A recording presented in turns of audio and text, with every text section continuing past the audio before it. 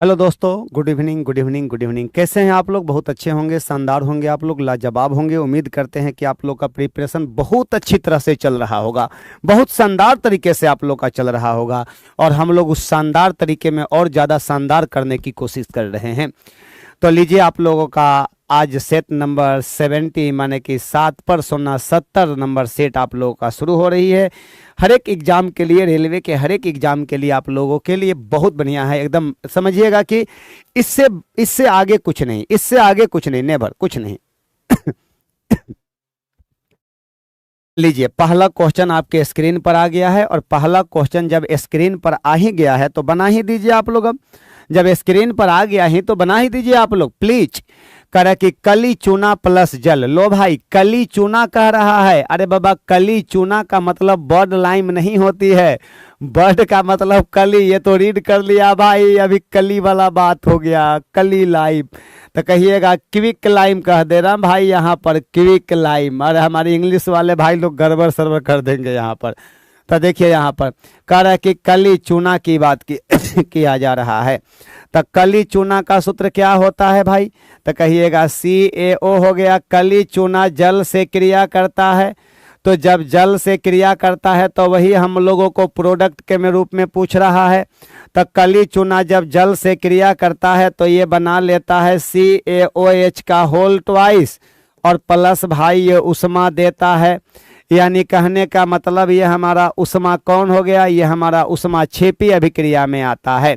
कौगो हमारा ऑक्सीजन है तो 2 गो ऑक्सीजन है। कौगो हाइड्रोजन है तो कह दीजिएगा सर जी हमारा 2 गो हाइड्रोजन हो गया यहाँ पर। तो आप इसको बैलेंस कर सकते हैं। आप लोग कैसे बैलेंस बताइएगा? तो ये बैलेंस करना है तो कैल्शियम तो 1 गो है हमारा, यहाँ पर हाइड्रोजन हमारा कौगो हो गया 2 गो, ऑक्सीजन हो गया 2 गो। तो यहाँ बैलेंस करना हो तो आप कर सकते हैं, यहाँ से नहीं करना हो तो छोड़ भी सकते हैं। यहाँ पर इसको कहते हैं उष्माक्षेपी। उष्माक्षेपी और प्लस संयोजन अभिक्रिया होती है। ये कहिएगा संयोजन अभिक्रिया और उष्माक्षेपी अभिक्रिया में आता है, रिएक्शन में आता है। तो लो भाई, जब कली चूना की बात करते हैं क्विक लाइम कहते हैं। जब क्विक लाइम जल से क्रिया करता है तो CaOH का होल ट्वाइस और उष्मा देती है, और ये CaOH के होल ट्वाइस को ही कहा जाता है। कहिएगा इसी का नाम हो गया स्लैक्ड लाइम कहते हैं। इसी का नाम है स्लैक्ड लाइम कहिएगा, या इसी को कह दीजिएगा भाखरा चूना कह दीजिएगा, या इसी को चूना पानी कहिएगा। यानी स्लैक्ड लाइम कहिए, भाखरा चूना कहिए, चाहे कह दीजिएगा बूझा हुआ चूना कर दीजिएगा। बूझा हुआ चूना हो गया। और उसको कहते हैं बिना बूझा हुआ चूना। इसका नाम हो गया बिना बूझा हुआ चूना, CaO को कहते हैं। तो लो भाई, यहाँ पर कौन हो जाएगा आंसर हमारा? तो कहिएगा कली चूना प्लस जल बराबर कहिएगा बुझा हुआ चूना, भखरा चूना, स्लेक्ड लाइम, सब एक ही चीज का नाम है। Right option is D, option सही हो जाएगा। ऑप्शन नंबर डी हमारा एकदम करेक्ट ऑप्शन हो जाएगा, राइट ऑप्शन हो जाएगी यहाँ पर हमारा। एकदम करेक्ट ऑप्शन हो जाएगा, राइट ऑप्शन हो जाएगी यहाँ पर हमारा।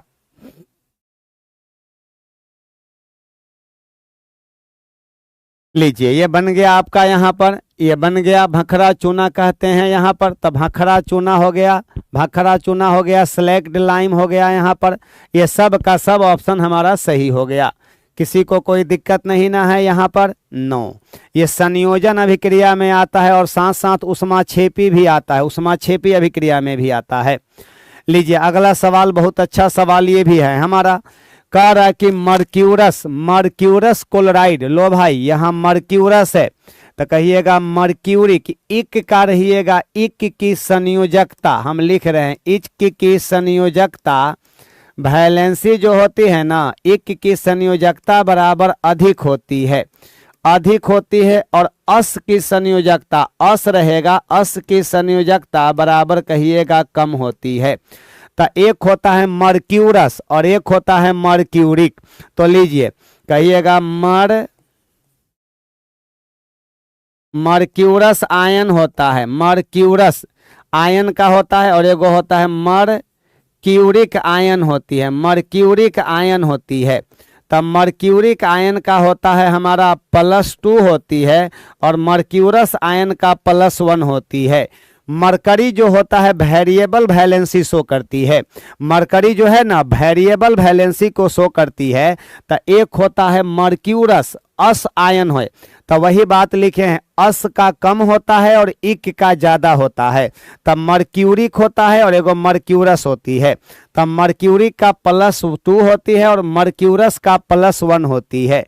एक को आप कहिएगा इस तरह से कहिएगा, यहाँ पर कहिएगा HgCl2 कह दीजिएगा, तो इसका नाम है मर्क्यूर। देखिए इसको तोड़िएगा तो Hg++ कहिएगा एंड 2Cl- कहिएगा, तो इसका नाम हो गया मर्क्यूरिक आयन। यही हमारा ये हो गया मर्क्यूरिक आयन हो गया।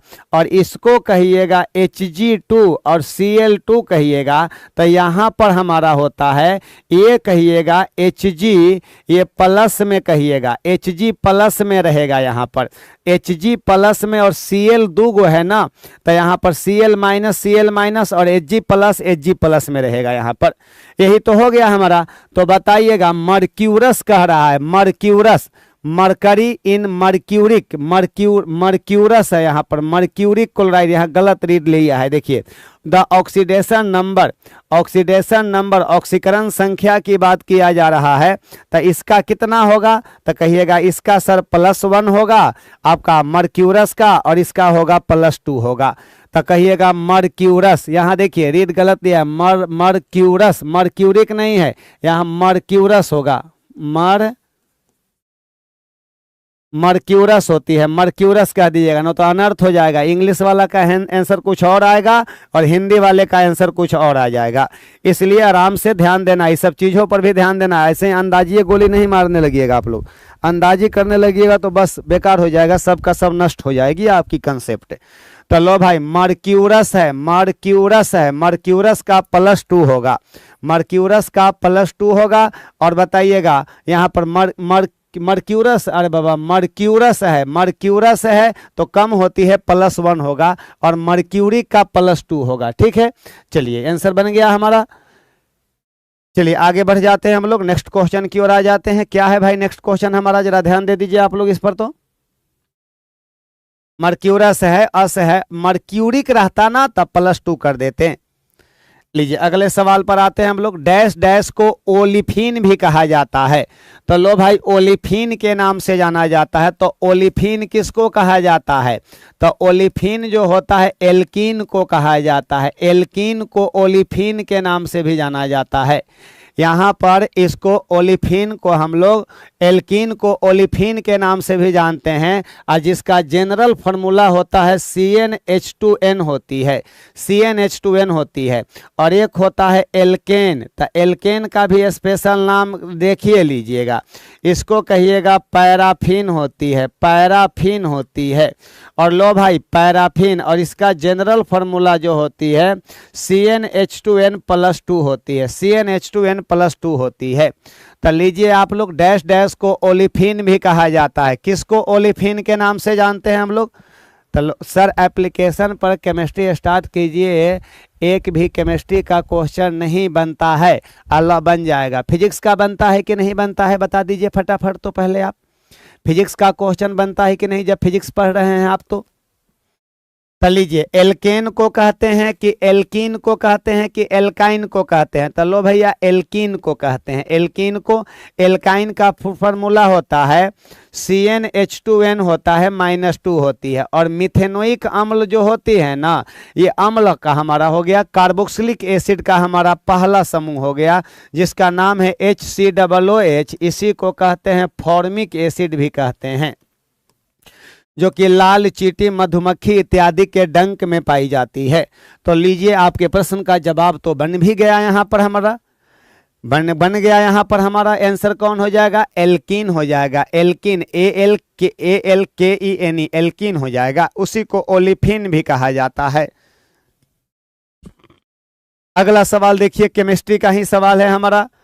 केमिस्ट्री का ही सवाल है। सब लोगों को नमस्कार है मेरा, सब लोगों का प्रणाम है मेरा, सब लोगों का मेरी ओर से आशीर्वाद भी है।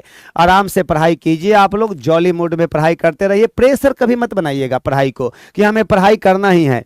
प्रेशर कभी मत बनाइएगा पढ़ाई को कि हमें पढ़ाई करना ही है।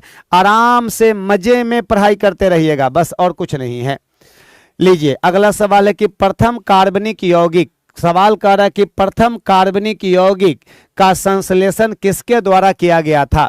तो कहिएगा प्रथम कार्बनिक यौगिक का संश्लेषण, प्रयोगशाला में सबसे पहले बनाए जाने वाले कार्बनिक यौगिक का संश्लेषण आपका बर्जेलियस के शिष्य वोहलर ने किया था।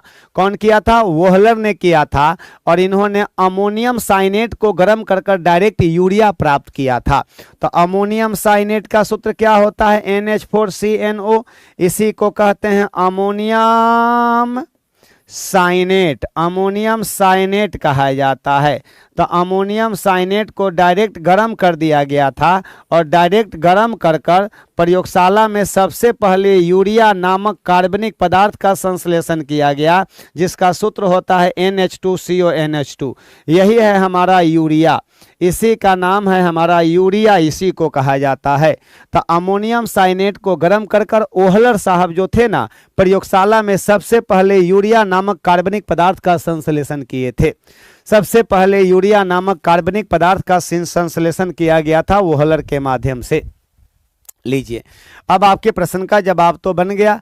एसिटिक एसिड का संश्लेषण कोल्बे ने किया था। एसिटिक एसिड का संश्लेषण कोल्बे ने किया था, जिसका सूत्र होता है CH3COOH। बर्थेलोट ने मीथेन का संश्लेषण किया था। लेकिन सबसे पहले प्रयोगशाला में बनाए जाने वाला कार्बनिक यौगिक का नाम है यूरिया, जिसको कार्बामाइड के नाम से भी जाना जाता है। यूरिया जिसमें नाइट्रोजन की मात्रा सबसे ज्यादा होती है। चलिए आगे बढ़ जाते हैं हम लोग, नेक्स्ट क्वेश्चन की ओर आते हैं हम लोग। क्या है भाई? स्पीडोमीटर मापता क्या है? तो लीजिए स्पीडोमीटर दिया हुआ है यहाँ पर, स्पीडोमीटर कह रहा है यहाँ पर। स्पीडोमीटर एक यंत्र है जो किसी वाहन द्वारा तय की गई दूरी को मापता है। नहीं, आपका ये ओडोमीटर मापता है दूरी। स्पीडोमीटर जो होती है ना, ताक्षणिक, कहिएगा ताक्षणिक चाल का मेजरमेंट करता है। ताक्षणिक चाल इंग्लिश में कहते हैं इंस्टेंटेनियस स्पीड का मेजरमेंट करता है। यही है हमारा इंस्टेंटेनियस स्पीड। जैसे मानकर चलिए कि आप लोग कहेंगे कि सर जी, देखिए आप लोग कहेंगे कि सर जी अगर हम बाइक पर बैठे हुए हैं, पीछे में कोई व्यक्ति है बैठा हुआ और हम बाइक चला रहे हैं, तो पीछे वाला व्यक्ति जो है ना, वो कहेगा कि अरे बाप इतना स्पीड गाड़ी चल रही है। तो उस वक्त जो गाड़ी का स्पीड मेजरमेंट किया गया, उसी चाल को कहेंगे इंस्टेंटेनियस चाल कहते हैं, ताक्षणिक चाल के नाम से जानते हैं हम लोग। तो बताइएगा ताक्षणिक चाल इंस्टेंटेनियस स्पीड मापता है। स्पीडोमीटर इंस्टेंटेनियस स्पीड मापता है, ये इंस्टेंटेनियस स्पीड को मापता है। और एक होता है हमारा ओडोमीटर, एक होता है ओडोमीटर की बात करते हैं, ओडोमीटर।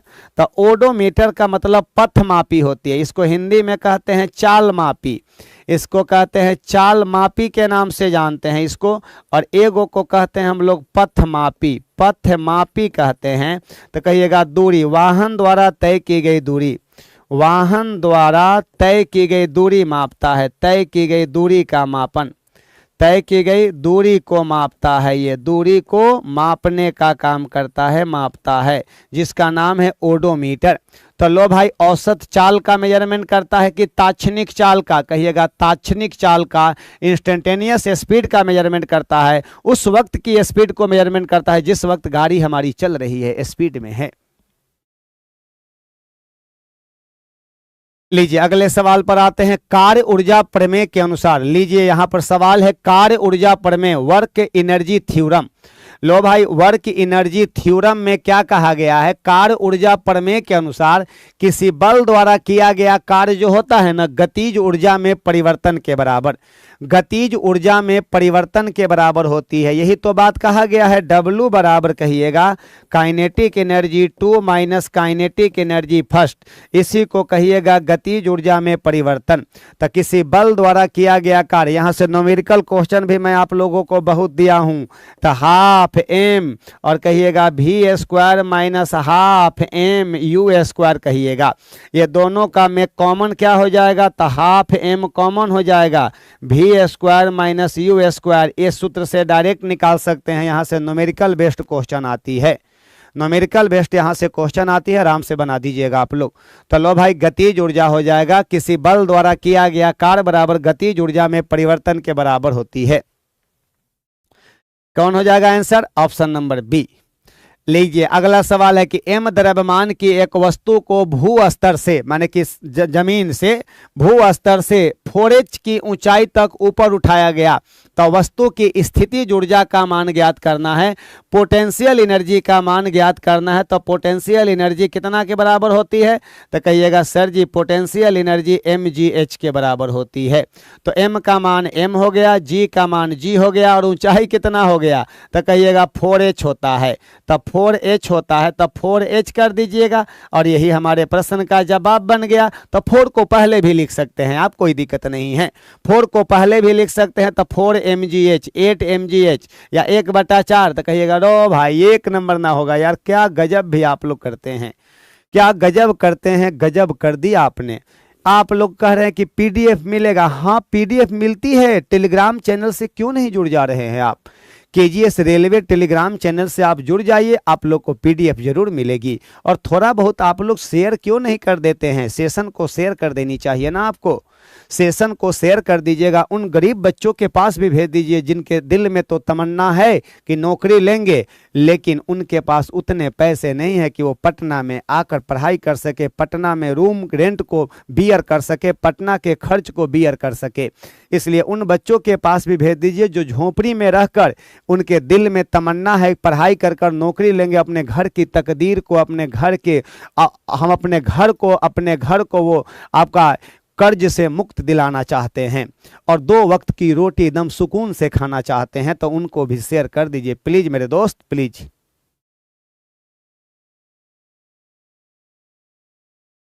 चलिए, तो एक स्टूडेंट का कहना है कि टोपी मस्त लग रहा है, तो चलिए कोई बात नहीं है, थैंक यू कि आपको अच्छा लग रहा है टोपी। चलिए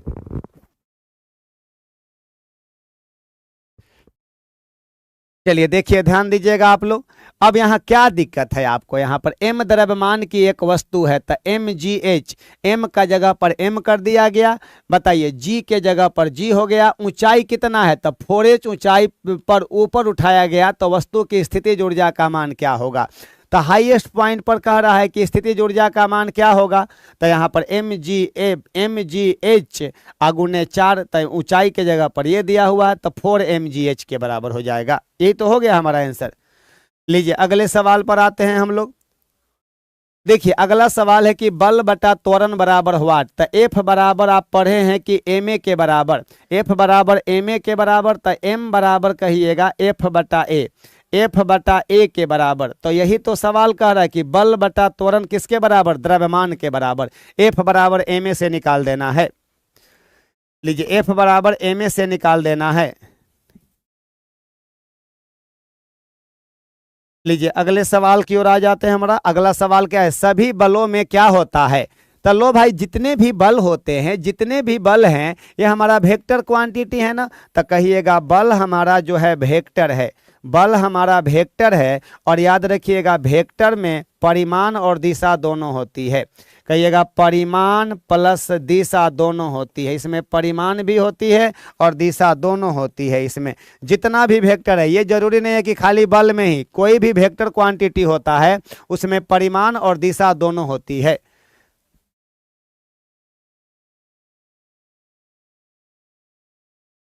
चलिए, परिमाण और दिशा दोनों होती है, परिमाण और दिशा दोनों होती है इसमें। लीजिए आंसर बन गया हमारा। अगला सवाल पर आ जाते हैं हम लोग। अगला सवाल क्या कह रहा है भाई मेरे, तो अगला सवाल यहाँ कह रहा है कि किसी निकाय को एक समान वृत्तीय गति में चलाने में, किसी निकाय को माने सिस्टम को, कोई बॉडी है, किसी बॉडी को, निकाय को एक समान वृत्तीय गति में चलाने में लगने वाले आवश्यक नियत बल को क्या कहा जाता है। लीजिए यहाँ पर जो ये हो गया वृत्तीय मार्ग हो गया, यहाँ पर सेंटर हो गया, यहाँ से यहाँ तक की बताइएगा केंद्र की ओर एक बल काम करेगा जिसको हम लोग कहते हैं F बराबर mv²/r होती है। और यहाँ पर ये बल होता है अभिकेंद्रीय बल। अगर ये अभिकेंद्रीय बल नहीं लगेगा तो दुनिया की कोई भी वस्तु वृत्तीय मार्ग को फॉलो नहीं कर सकता है, कोई भी वस्तु वृत्तीय मार्ग को फॉलो नहीं कर सकता है। तो याद रखिएगा इसी बल के प्रभाव से यह वस्तु वृत्तीय मार्ग पर क्या करता है, गति करता है। और ये वृत्तीय गति प्रदान कराने वाले बल को ही अभिकेंद्रीय बल कहेंगे, जो F बराबर mv²/r के बराबर होती है। तो अपकेंद्रीय बल कहिएगा सेंट्रीफ्यूगल, वो गलत है यहाँ पर, वो सेंट्रीफ्यूगल फोर्स कहिएगा, सेंट्रीफ्यूगल फोर्स कहा जाएगा इसको।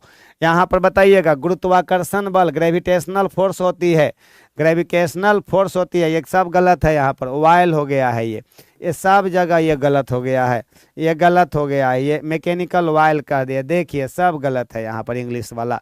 यहाँ पर गुरुत्वाकर्षण बल माने ग्रेविटेशनल फोर्स, अभिकेंद्रीय बल, अभिकेंद्रीय बल का मतलब सेंट्रीपिटल फोर्स होती है, अभिकेंद्रीय बल का मतलब होता है सेंट्रीपिटल फोर्स होती है। चलिए अगले पर आ जाते हैं। हमारा अगला सवाल क्या है भाई, यहाँ पर जरा देख लीजिए आप लोग।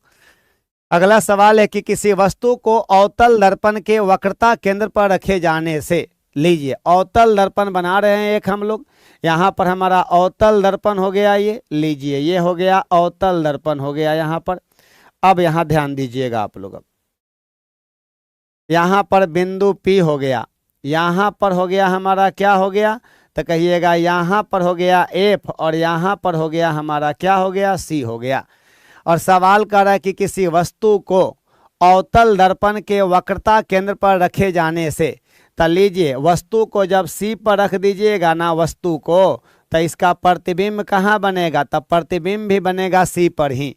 जब वस्तु को C पर रखिएगा तो इसका प्रतिबिंब जस्ट कहाँ बनेगा, C पर ही बनेगा। जितना बड़ा वस्तु होगा उतना ही बड़ा प्रतिबिंब भी होगी। तो किसी वस्तु को अवतल दर्पण के वक्रता केंद्र पर, अवतल दर्पण के वक्रता केंद्र पर रखे जाने से प्रतिबिंब कहाँ बनेगा, तो कहिएगा वक्रता केंद्र पर माने C पर, मुख्य फोकस पर नहीं, अनंत पर जब वस्तु रहेगा तब मुख्य फोकस पर बनेगा। दर्पण के पीछे कब बनेगा, दर्पण के पीछे जब वस्तु को फोकस दूरी के अंदर रखेंगे तब। अनंत पर बनेगा कब, जब वस्तु को फोकस पर रखेंगे तब अनंत पर बनेगा। कहिएगा वक्रता केंद्र पर ही बनेगा। और कहिएगा समान आकार का, जितना बड़ा वस्तु है उतना ही बड़ा प्रतिबिंब बनेगा। और इस कंडीशन के लिए मैग्निफिकेशन का मान जो होती है ना, इस कंडीशन के लिए मैग्निफिकेशन का मान जो होती है, मैग्निफिकेशन का मान 1 होती है। लीजिए अगला सवाल आ गया हमारा। अगला सवाल क्या है, एक वस्तु को एक अवतल लेंस के, लीजिए भाई अवतल लेंस दिया हुआ है यहाँ पर, ये अवतल लेंस ये हो गया हमारा, ये हो गया अवतल लेंस हो गया, ये लीजिए अवतल लेंस। और यहाँ पर हो गया, ये हो गया हमारा प्रधान अक्ष हो गया। यहाँ पर बिंदु हमारा P हो गया, यहाँ पर हो गया हमारा F हो गया, यहाँ पर F हो गया, और यहाँ पर हो गया हमारा 2F हो गया, 2F हो गया यहाँ पर, यहाँ 2F हो गया। यहाँ पर हो गया हमारा, यहाँ पर हो गया F डैश हो गया, और यहाँ पर कह दे रहे हैं 2F डैश हो गया, 2F डैश हो गया। लीजिए अब यहाँ पर कह रहा है कि एक वस्तु को एक अवतल लेंस के मुख्य फोकस पर रखा गया, मुख्य फोकस पर रखा गया। जब यहाँ पर वस्तु को रख दीजिएगा, यहाँ पर मुख्य फोकस पर रख दीजिएगा, तो इनमें से कौन सा विकल्प निर्मित प्रतिबिंब के अभिलक्षणों को निरूपित करता है। तो ये जब भी प्रतिबिंब बनाता है ना, ये जब भी प्रतिबिंब बनाता है, वस्तु का जब भी प्रतिबिंब बनाएगा दोनों के बीच में बनाएगा, दोनों के बीच में बनाएगा, काल्पनिक बनाएगा, सीधा बनाएगा, और वस्तु के आकार से छोटा बनाएगा। जब भी बनाएगा प्रतिबिंब बनाएगा, ये दोनों के बीच में बनाएगा। जब भी वस्तु को दोनों के बीच में, देखिए यानी कि वस्तु को इसमें कहीं पर भी रख दीजिएगा तो इसका प्रतिबिंब जब भी बनेगा दोनों के कहाँ बनेगा, बीच में बनेगा। कहिएगा दोनों के बीच में बनेगा, देखिए वहां पर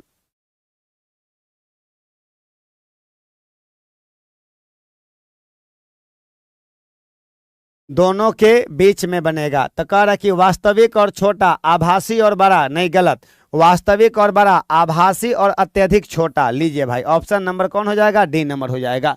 ऑप्शन नंबर डी सही है,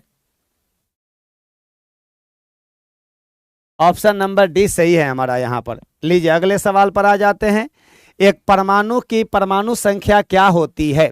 लो भाई एक परमाणु की परमाणु संख्या जेड पूछ रहा है, जिसमें कह रहा है कि प्रोटॉन हमारा 10 गो है और न्यूट्रॉन कह रहा है कि 11 गो है। तो लो भाई यहाँ पर कह रहा है कि परमाणु संख्या, तो P बराबर जेड होता है हमेशा, P बराबर जेड होता है। लेकिन न्यूट्रल एटम रहेगा, न्यूट्रल एटम में अगर न्यूट्रल एटम रहेगा तो न्यूट्रल एटम में जिस पर कोई चार्ज नहीं होती है तो कहिएगा P बराबर जेड बराबर इलेक्ट्रॉन भी बराबर होती है। लेकिन यहाँ पर बताइएगा तक पूछ रहा है कि P बराबर जेड का मान क्या होगा अगर उसके नाभिक में 10 गो प्रोटॉन है, तो कहिएगा जेड बराबर भी क्या हो जाएगा हमारा 10 ही हो जाएगा, जेड बराबर 10 ही हो जाएगा। ऑप्शन नंबर बी सही है हमारा, right option is B option सही हो गया, करेक्ट ऑप्शन हो गई हमारा यहाँ पर ये। लीजिए अगले सवाल पर आ जाते हैं हम लोग। अगला सवाल 14 नंबर क्या है। एक ही फोकस दूरी एफ के दो समान पतले लेंस संपर्क में एक प्रकार रखे गए हैं कि आपका एक प्रकार नहीं, इस प्रकार रखे गए हैं कि इस प्रकार कर दीजिए तो अच्छा रहे। इस प्रकार रखे गए हैं कि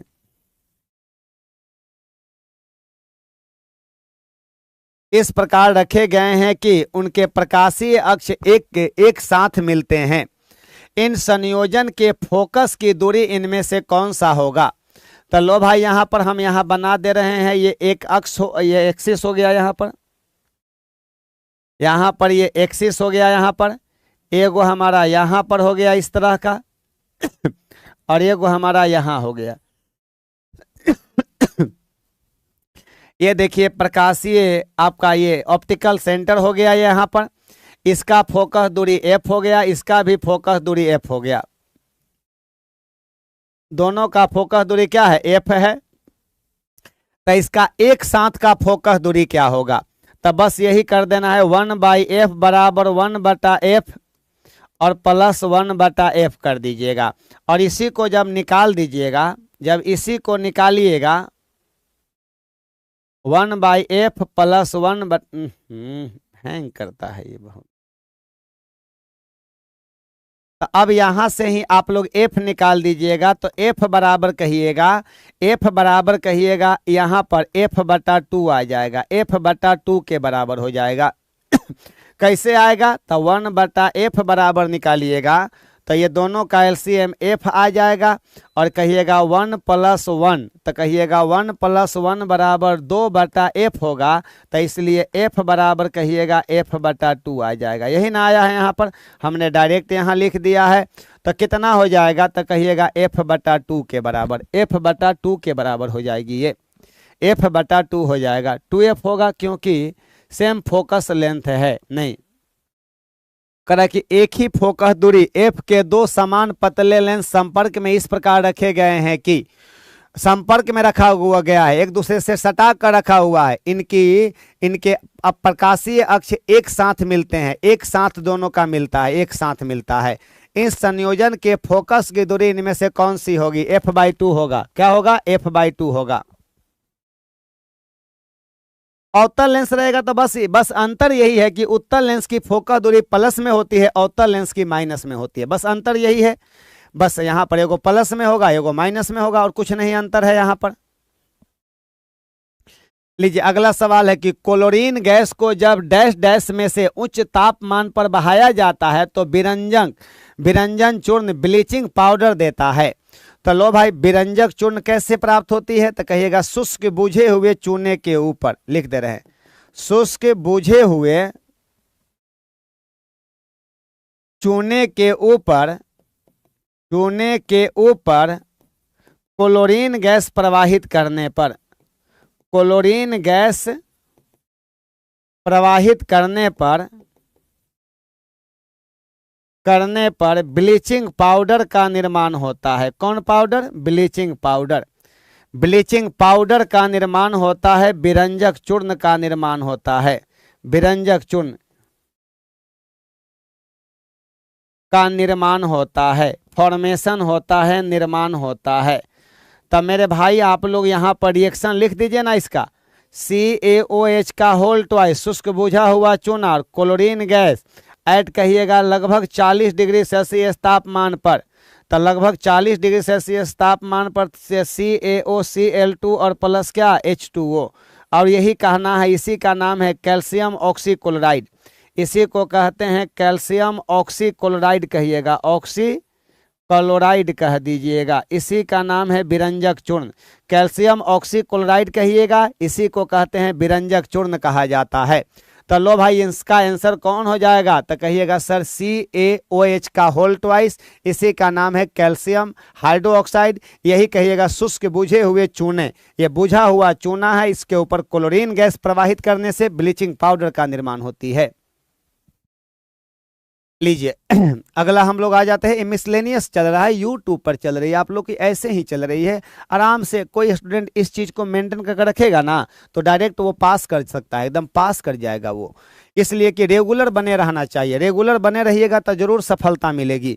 अगर रेगुलरिटीज में कमी कीजिएगा तो भाई दिक्कत हो जाएगा आपके साथ, तब तक दिक्कत हो जाएगा। यहाँ पर करेगी ध्वनि का वेग भिन्न भिन्न माध्यमों में। लो भाई ध्वनि का वेग जो होती है ना अलग अलग माध्यम में समान होता है नहीं, अलग अलग माध्यम में अलग अलग होता है, भिन्न भिन्न होता है, और ठोसों में सबसे ज्यादा होता है। सही बात तो है। ध्वनि की चाल पूछा जाएगा कि ध्वनि की चाल सबसे ज्यादा कहाँ होती है, तो सबसे ज्यादा ठोस में होती है, उससे कम द्रव में होती है, और सबसे कम भाई मेरे गैस में होती है, और निर्वात में तो ऐसे भी ध्वनि का संचरण नहीं होता है। तो कह रहे कि भिन्न भिन्न होता है और द्रव में सबसे कम होती है, गलत। भिन्न भिन्न होता है और गैस में सबसे अधिक होती है, गलत। सबसे ज्यादा ठोस में होती है। बन गया आंसर हमारा यहाँ पर। अगले सवाल पर आ जाइए आप लोग। क्या है? बल आघूर्ण का मात्रक क्या होता है? अरे बाबा बल आघूर्ण कह रहा है, टॉर्क कह रहा है, टॉर्क। लीजिए बल आघूर्ण का मतलब होता है टॉर्क। टॉर्क का मतलब हो गया बल आघूर्ण हो गया, बल आघूर्ण हो गया, टॉर्क हो गया, जिसको हम लोग टौ से दिखलाते हैं, टौ से।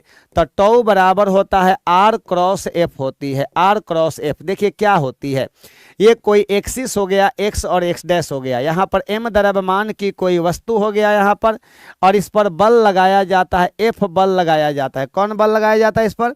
तो कहिएगा इस पर F बल लगाया जाता है घुमाने के लिए। यहाँ से यहाँ तक दूरी हो गया बल बाहु, जिसको R कहा जाता है। तो याद रखिएगा इसका बल आघूर्ण जो होता है यहाँ से यहाँ तक की लंबवत दूरी और इस पर लगने वाले बल के गुणनफल के बराबर होती है। और सही बात है, नौकरी के बाद आपसे मिलने जाएंगे सर, चौके ओके आइए, आराम से आइए, आराम से आइए, कोई दिक्कत नहीं, आराम से पढ़िए आप लोग, सफलता दीजिए हमें नौकरी दीजिए आप लोग, और कुछ नहीं। आपसे मैं उम्मीद करता हूँ कि आप लोग सफल होखिए, बस यही हमारी। चलो भाई यहाँ पर अगर पूछा जाएगा कि इसका SI यूनिट क्या होती है तो कहिएगा न्यूटन गुने मीटर, चाहे मीटर गुने न्यूटन कह दीजिएगा, न्यूटन गुने मीटर हो गया। चाहे इसी को आप और तोड़ सकते हैं, कहिएगा kg मीटर सेकेंड माइनस 2 और गुने कहिएगा मीटर। अब यहाँ देखिए इसको ये भी लिख सकते हैं kg मीटर का स्क्वायर और सेकेंड का माइनस 2, ये भी लिख सकते हैं आप। तो लो जो भाई यहाँ पर कुछ है क्या तो कहिएगा हाँ सर जी है। तो क्या है हमारा kg, कहिएगा kg मीटर का स्क्वायर बटा सेकंड का स्क्वायर। लीजिए ऑप्शन नंबर सी सही है, ऑप्शन नंबर सी सही है। बी में कहाँ भटक रहे हैं? kg मीटर बटा सेकंड स्क्वायर लिखा हुआ है, वहां पर हमारा फाइनल आया kg मीटर का स्क्वायर सेकंड का माइनस 2, kg मीटर का स्क्वायर सेकंड माइनस 2 आ गया। लीजिए अगले सवाल पर आ जाते हैं हम लोग। अगला सवाल क्या है? एक कार स्थिर अवस्था से प्रारंभ कर 6 मीटर पर सेकेंड स्क्वायर के नियत त्वरण से चलती है। लिखिए कार जो है 0 से चलना शुरू करता है तो u बराबर 0, a का मान दिया हुआ है कितना? 6 मीटर पर सेकेंड का स्क्वायर दिया हुआ है, और कह रही है कि दूसरे सेकेंड में चली गई दूरी। ये बताइए दूसरा सेकेंड में कह रहा है कि दूसरा सेकेंड में, पूरे 2 सेकेंड में नहीं कह रहा है, पूरे 2 सेकेंड में नहीं कह रहा है, दूसरे सेकेंड में कह रहा है। तो S2 बराबर कहिएगा व्हाट कह रहा है, स्पेशल समय में तय की गई स्पेशल दूरी है। आप ये भी कह सकते हैं कि पूरे 2 सेकंड में दूरी निकाल दीजिए, पूरे 2 सेकंड में दूरी निकाल दीजिए, पूरे 2 सेकंड में दूरी निकाल दीजिए, और उसके बाद में 1 सेकंड में दूरी निकाल दीजिए, और 2 सेकंड वाला दूरी में से 1 सेकंड वाला दूरी को घटा दीजिए तो दूसरे सेकंड में दूरी निकल जाएगा आपको। देखिए अब यहां पर कह रहा है, तो यहां पर इस तरह का सवाल रहेगा ना, तो डायरेक्ट यहां पर याद रखिएगा, किसी वस्तु द्वारा, हम लिख दे रहे हैं, किसी वस्तु द्वारा nवें सेकंड में, माने दूसरा सेकंड, 5वां सेकंड, nवें सेकंड में तय की गई दूरी की बात किया जाएगा कि तय की गई दूरी, तो क्या हो जाएगा, तो कहिएगा S2 बराबर, यहां पर सूत्र पहले लिख देते हैं, हटाइए पहले सूत्र लिख दे रहे हैं यहां पर, Sn बराबर कहिएगा U प्लस हाफ A और कहिएगा 2n-1, ये सूत्र लगा दीजिएगा, डायरेक्ट बन जाएगा। मैं फॉर्मूला भी लिख दिया यहाँ पर, और आप लोग अपने प्रश्न से आ जाइए अब अकॉर्डिंग टू प्रश्न।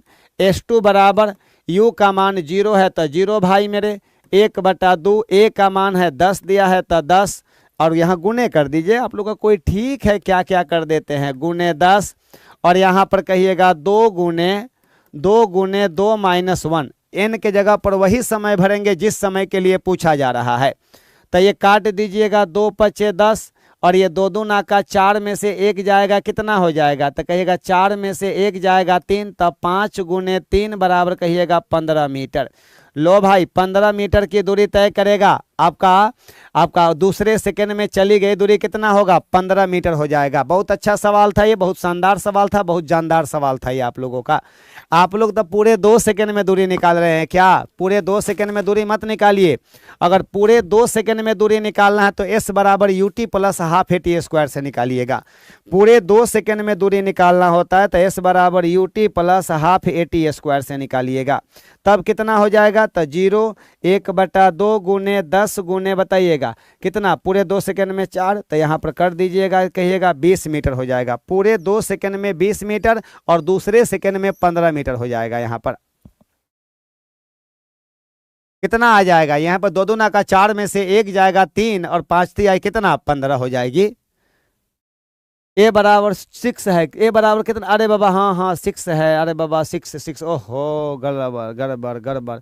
A का मान हमारा G बराबर 10 मीटर पर सेकेंड स्क्वायर दिया हुआ है यहाँ पर, तो A का मान दिया हुआ है यहाँ पर, और लीजिए यहाँ पर A हमने G का मान कर बना दिया ना, G की कोई ज़रूरत नहीं है यहाँ पर, G की कोई ज़रूरत नहीं, अंडर ग्रेविटी नहीं ना है। लीजिए तो यहाँ पर A का मान, तो यहाँ देखिएगा 0 और प्लस 1/2 और गुने हो जाएगा 6। लीजिए ठीक है, बहुत अच्छा है, 2 गुने 2 माइनस 1, लीजिए हाँ, और 2 3 कितना हो जाएगा 6, तो 2 दूना का 4 में से 1 जाएगा 3, 3 3 कितना हो जाएगा, तो यहाँ पर 3, 2 3 6, 3 हो गया, तो कहिएगा 3 गुने 3 बराबर कहिएगा 9 मीटर, तब तो 9 मीटर ना आएगा हमारा, हाँ 9 मीटर, तब तो हमारा 9 मीटर आ जाएगा, तब हमारे प्रश्न का सही जवाब आ जाएगा 9 मीटर आ जाएगा। हाँ 9 मीटर आएगा, तब 9 मीटर आ जाएगा। ये गलत हो गया, तब यहाँ पर ऑप्शन नंबर बी सही हो जाएगा।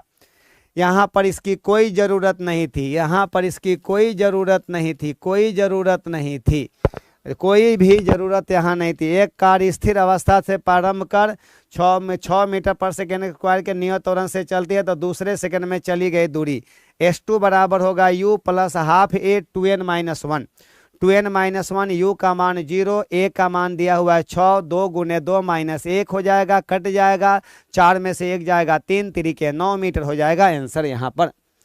चलिए आगे बढ़ जाते हैं हम लोग, नेक्स्ट क्वेश्चन की ओर आते हैं। ओजोन क्या है, ओजोन ऑक्सीजन का क्या है, तो O3 का मतलब होता है ओजोन, और ये कह दीजिएगा ऑक्सीजन का अपरूप है, ये ऑक्सीजन का रूप है, ये ऑक्सीजन का ये हमारा अपरूप होती है, एलोट्रॉप्स होती है, एलोट्रॉप्स होती है, ऑक्सीजन का अपरूप है, ये एलोट्रॉप है हमारा, एलोट्रॉप्स के अंतर्गत आएगा, ये ऑक्सीजन का अपरूप है हमारा, ये लीजिए अगले सवाल पर आ जाते हैं हम लोग। अगला सवाल क्या कह रहा है यहाँ पर, किसी मनुष्य के चश्मे की शक्ति 2 डायोप्टर है। तो देखिए पावर बराबर दिया हुआ है, पावर का मान दिया हुआ है +2 डायोप्टर दिया हुआ है। और ये बताइएगा क्षमता, इसके क्षमता किसकी क्षमता प्लस में होती है, तो कहिएगा उत्तल लेंस की फोकस दूरी और क्षमता हमारा प्लस में होती है। लीजिए उत्तल लेंस की बात करते हैं। उत्तल लेंस की क्षमता प्लस फोकस दूरी, फोकस दूरी जो होती है ना, ये कह दीजिएगा पॉजिटिव होती है। और याद रखिएगा उत्तल लेंस का उपयोग कहाँ किया जाता है, तो कहिएगा दूर दृष्टि दोष को दूर करने के लिए। दूर दृष्टि दोष को माने मायोपिया को दूर करने के लिए, मायोपिया को दूर करने के लिए किया जाता है, दूर करने में। और एक व्यक्ति के चश्मा में +2 डायोप्टर क्षमता है। एक व्यक्ति के चश्मा में +2 डायोप्टर की क्षमता है, माने व्यक्ति किस दोष से पीड़ित है, तो कहिएगा सर जी व्यक्ति जो है ना दूर दृष्टि दोष से पीड़ित है। तो लो भाई आपके प्रश्न का जवाब यहीं से क्लियर हो रहा है कि प्लस में जब क्षमता दिया है तो व्यक्ति दूर दृष्टि दोष से पीड़ित है। और निकट दृष्टि दोष को दूर करने के लिए कौन लेंस होता है, तो अवतल लेंस से बने चश्मे का यूज किया जाता है। ये बताइए जरा दृष्टि दोष को दूर करने के लिए बाइफोकल लेंस से बने चश्मे का यूज किया जाता है, बाइफोकल लेंस। और दृष्टि वैषम्य को दूर करने के लिए सिलेंड्रिकल लेंस से, गोलीय बेलनाकार लेंस, सिलेंड्रिकल लेंस का यूज किया जाता है, गोलीय बेलनाकार लेंस से बने चश्मे का यूज किया जाता है। तो लीजिए प्रश्न का जवाब तो हमारा क्लियर हो गया भाई, ऑप्शन नंबर बी। और आपका सवाल भी यहाँ पर खत्म हो गया। आप लोगों से मैं लेता हूँ विदा। आराम से प्रिपरेशन करते रहिए, मस्ती में पढ़ाई करते रहिए और शेयर करते रहिए। और अच्छा लगे तो प्लीज़ आप लोग कमेंट्स में कुछ ना कुछ लिखते रहिएगा। Okay bye, best of luck, thank you. फिर मिलते हैं कल यानी कि शुक्रवार को मिलते हैं। और आपको पता होनी चाहिए कि सोमवार से शुक्रवार तक ये सेशन चलता है, मंडे टू फ्राइडे चलती है। शनिवार और रविवार को आपको रिवीजन के लिए छोड़ दिया जाता है, रिवीजन करते रहिए। कहीं पर डाउट होगा तो डाउट को पूछते रहना है। Okay bye, best of luck, thank you. निकट के लिए अवतल लेंस और नज़दीक के लिए अवतल लेंस और निकट के लिए